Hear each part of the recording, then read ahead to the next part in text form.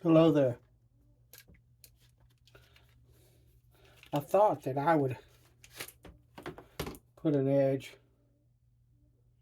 on this. It's got a really good edge, but I want to kind of refresh it and go over it. This is my Norton combination coarse crystalline and fine India stone. For this kind of knife and what this knife is meant to do, you really don't need anything else.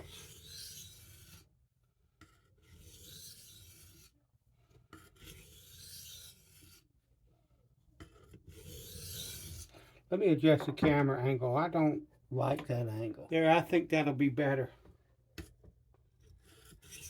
You can actually see what I'm doing.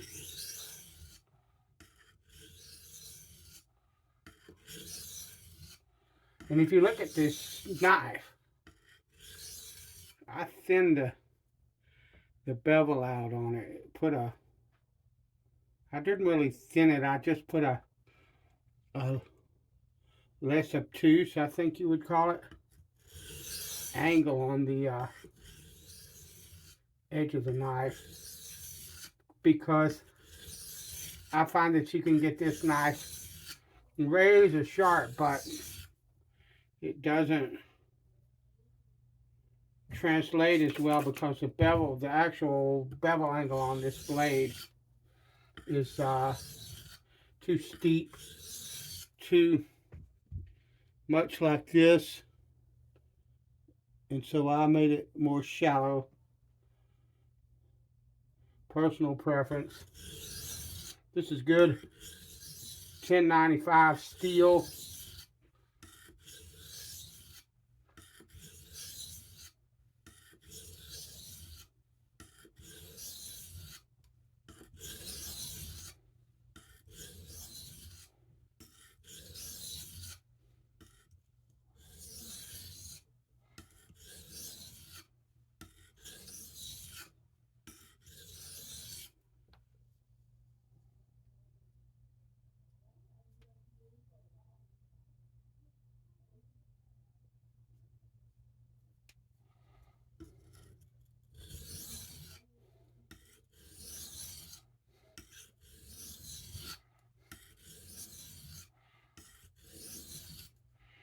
Yeah, and contrary to what a lot of knife aficionados will tell you on YouTube, this is fairly hard. Maybe it's the particular knife I got. This is like an 80s model Ontario Knife Company.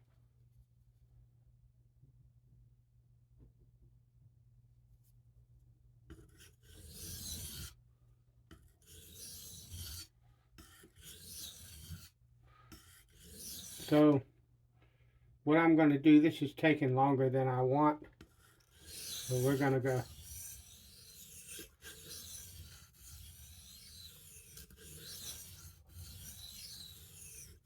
Because what I'm doing is I'm actually initially setting a bevel.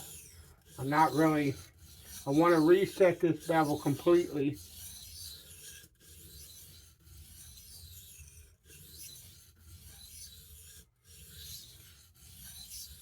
And the thing of it is, and there we go, we're pulling that wire out.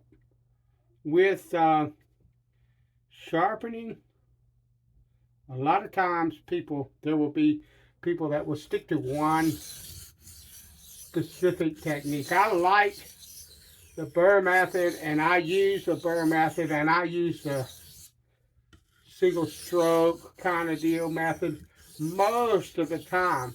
But there are times when I want to move a lot of knife steel, and I want to move it very quickly, that I will choose a different technique. There's nothing that's a sacred cow in knife sharpening. Okay?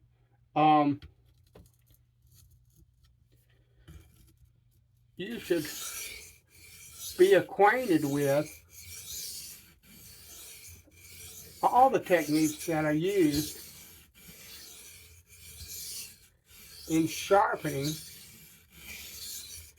and you should use the one that works for you in the situation that you're in. I do encourage you to learn different techniques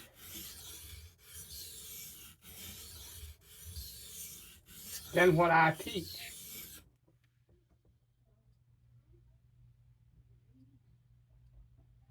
Because,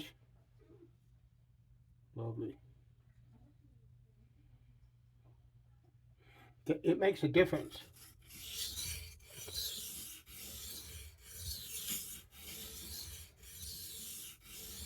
Now, one thing I want to show you, you see, I don't know if you can see it or not. Let me see if I can raise it up to, you see, this stone has basically got almost a slurry on the top of it.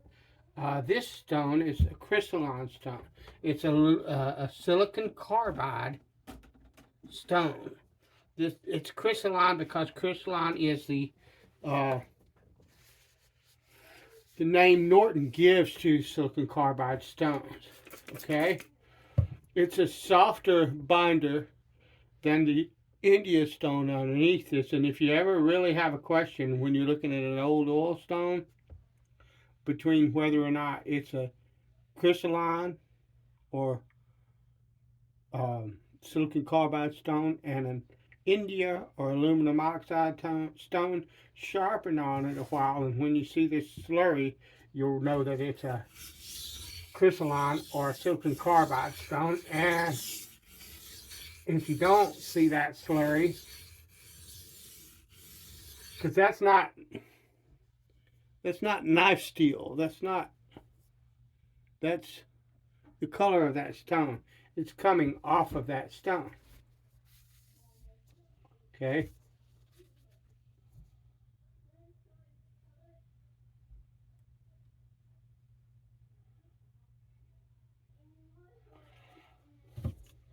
Then you'll know. If you don't see that and you just see your stone getting black marks in it and stuff like that, it's not throwing that slurry off. It's more likely that what you have is an India stone.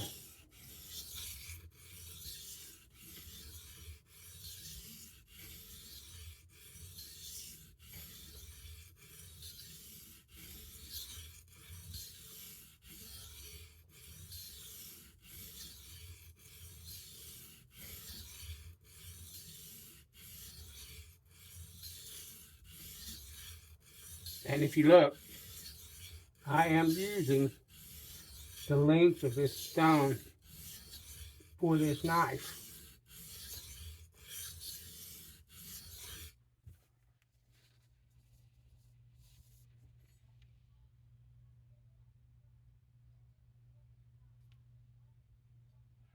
Matter of fact, I'm going to flip it now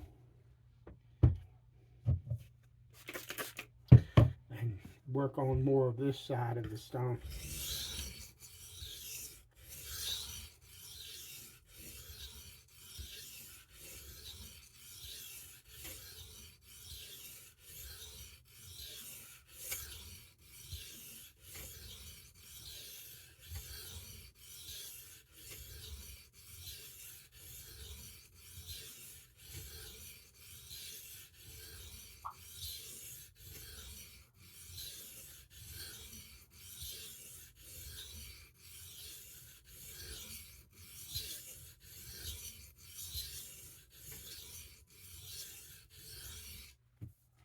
And I'm just working till I feel that burr.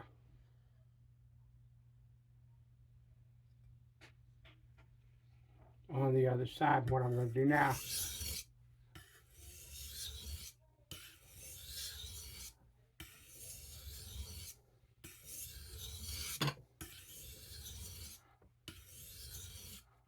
I'm employing different techniques to try to bring that, because I've got that burr here, but we've lost it. It's not on, well, it's a little bit. I can feel a little bit of a pull there.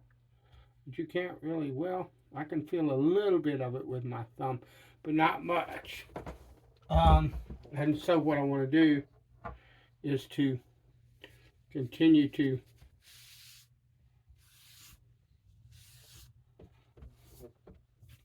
work it until I get that burr on this side. So, and I've changed what I'm doing for no other reason than I'm trying to see if a change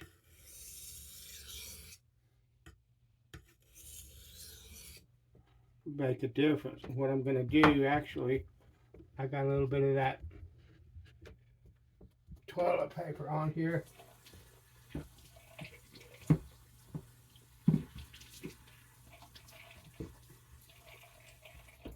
going to wash that off.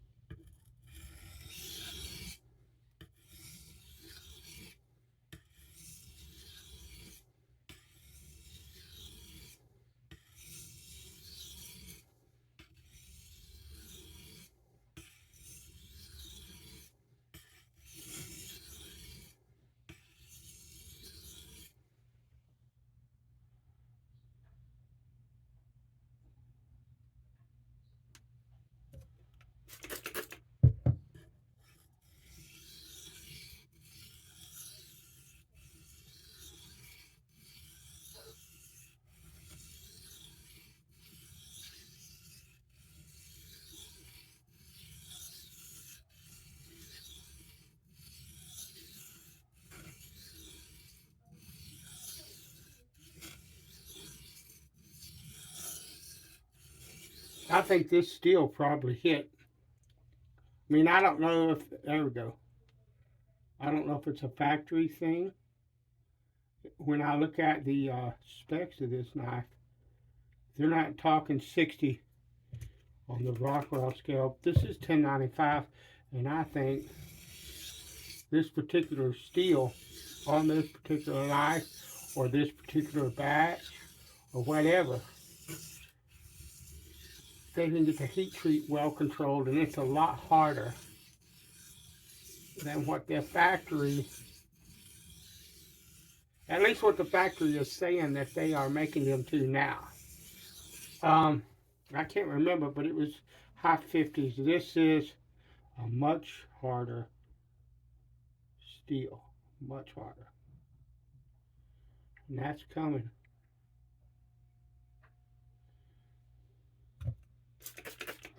That doesn't bother me, but it does make drawing a burr more difficult. You have to spend more time on it.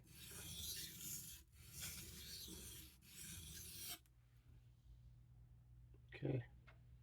Yeah, I've got a burr, but what I'm going to do is I'm going to work that burr a bit on the India side as well.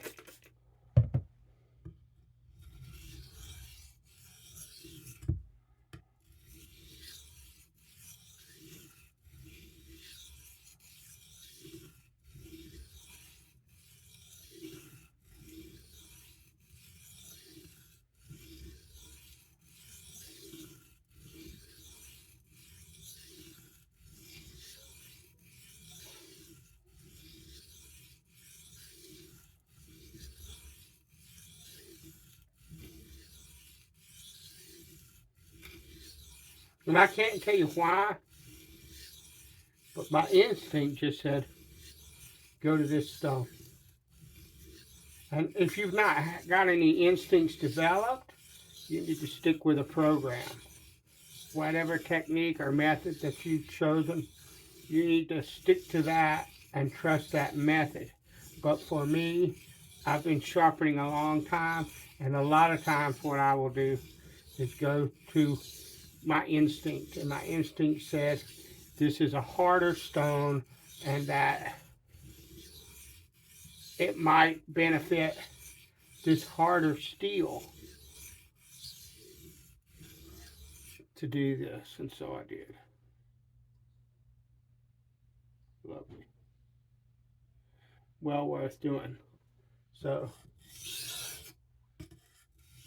we're going to switch to single passes without any pressure.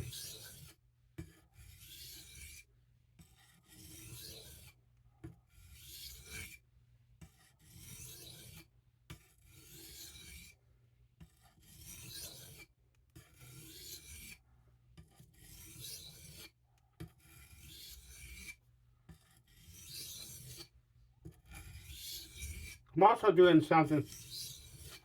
Hold on a minute. If you look at this blade, it's not very pronounced. But if you look at the blade, it has a bit of a recurve there in the center from years of sharpening. It wasn't made that way. And so I am not doing a flat pull. What I'm doing is I'm lifting the heel off of up. I'm lifting this up and leaving just the heel on, and I'm coming to the knife and I'm pulling it across the corner of the stone and dropping down.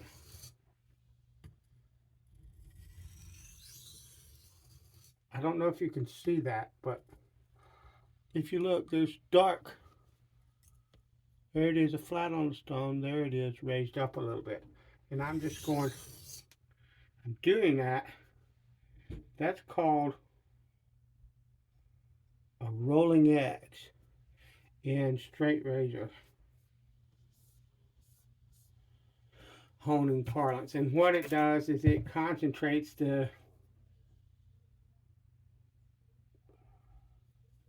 corner of the stone on that edge as you pull it across it. It's used for warped blades, but it works really well for blades that have a bit of a recurve.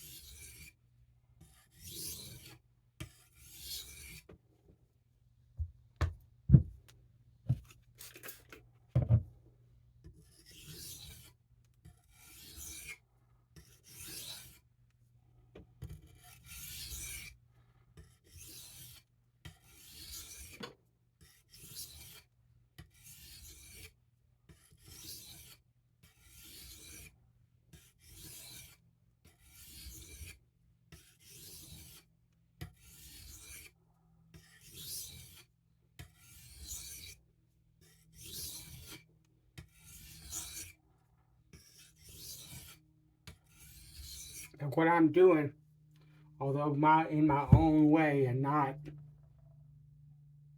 actually following any um, whole traditional way of doing it, is what's known as a pyramid.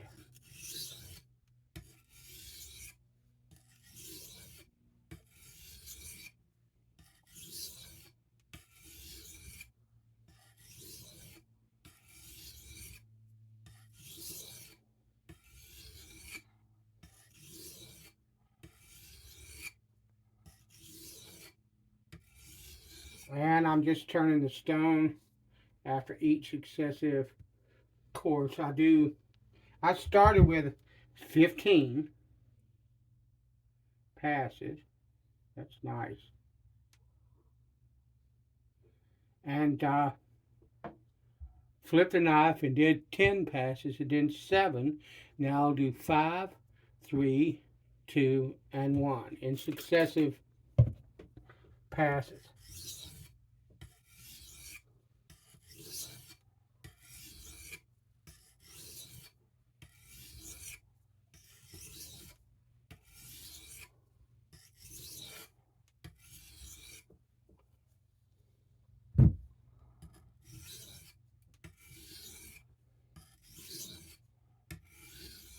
And I'm just flipping the stone because that gives me count. That's 3.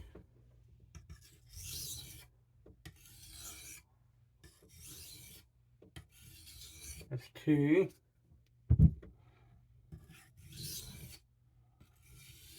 That's 1. Okay, now that flipping the stone, I was using that as a counting method, but it will help the stone to lovely. Where more even. All right. Then what I'm going to do, just to give it a little bit more,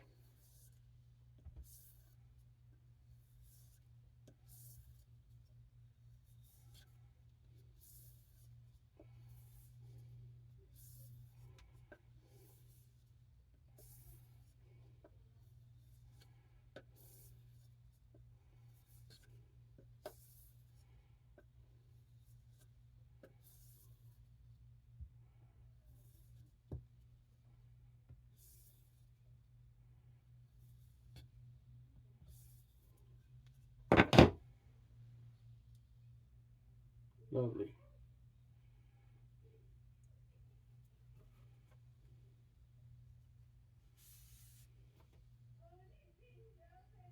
Yeah. Thanks for watching, and I'll talk to you later.